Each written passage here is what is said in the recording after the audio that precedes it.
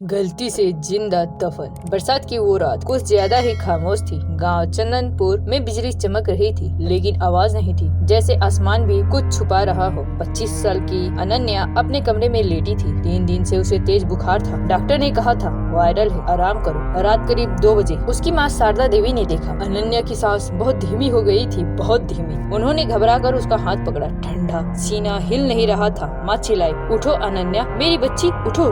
लेकिन कोई जवाब नहीं। पिता रघुवीर दौड़ते हुए आए, कान उसके मुंह के पास लगाया। कोई सांस महसूस नहीं हुई। गांव में रात को डॉक्टर मिलना मुश्किल था। तब तक रिश्तेदार आ गए। सबने एक ही बात कही, लगता है वो नहीं रही। शारदा देवी बेसुध हो गई और इसी एक पल की जल्दबाजी एक जिंदा इंसान को मौत की तरफ धकेल रही थी। गांव में एक पुरानी परंपरा थी, अगर किसी की मौत रात में हो जाए तो अगले दिन सूरज निकलने से पहले दफन या अंतिम संस्कार। किसी ने अनन्या को डॉक्टर को दिखाने की बात नहीं की, क्योंकि सबको यकीन था। लेकिन अनन्या असल में कोमा जैसी अवस्था में थी। उसकी सांसें इतनी हल्की थी कि कोई महसूस नहीं कर पा रहा था। सुबह 4 बजे उसे सफेद कपड़े में लपेटा गया। उसका चेहरा शांत था, जैसे सो रही हो। शारदा देवी बार बार उसका माथा चूमती रही। माफ कर दे बेटी, कुछ कह तो देती। अगर अनन्या उस वक्त बोल पाती तो चिल्लाकर कहती, मैं जिंदा हूँ, मुझे बाहर निकाल।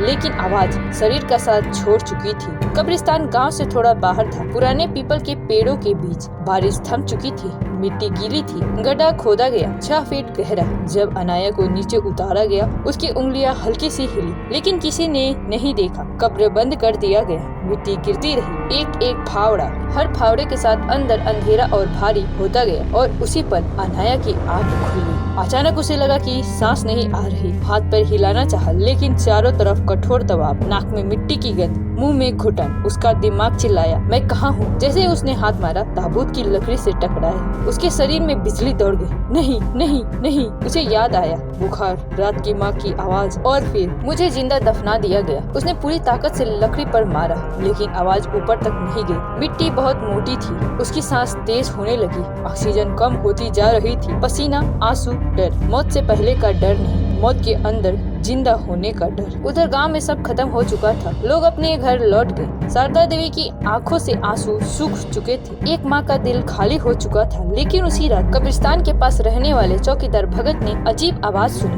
धप धप, जैसे कोई अंदर से लकड़ी पीट रहा हो। वो कांप गया। कौन है वहाँ? इस वक्त आवाज फिर आई। भगत ने सोचा भ्रम है, लेकिन तीसरी बार आवाज तेज थी। उसकी रीढ़ में सिहरन दौड़ गई। सुबह होते होते भगत गांव के कुछ लोगों को लेकर पहुंचा। कब्र खोदी गई। जब ताबूत खोला गया, सब सन। अनाया के नाखून टूटे हुए थे। हथेली से खून बह चुका था। चेहरे पे डर की अस्थायी छाया और आंखें खुली हुई। वो मर चुकी थी, लेकिन इस बार सच में। शारदा देवी जमीन पर गिर पड़ी। मैंने अपनी बेटी को 2 बार मारा। लेकिन कहानी यहीं खत्म नहीं होती। उस रात के बाद कब्रिस्तान में हर रात लकड़ी पीटने की आवाज आती। गांव में लोग कहते, अनन्या अभी भी अंदर फंसी है। कुछ ने उसे देखा, मिट्टी से भरा चेहरा, खून से सनी उंगलियां। वो बस एक ही बात कहती, मुझे सुना क्यों नहीं? कभी कभी मौत सबसे डरावनी चीज नहीं होती। सबसे डरावनी होती है इंसानी लापरवाही। एक छोटी सी जांच, एक डॉक्टर की राय और एक जिंदगी बच सकती थी। लेकिन अनन्या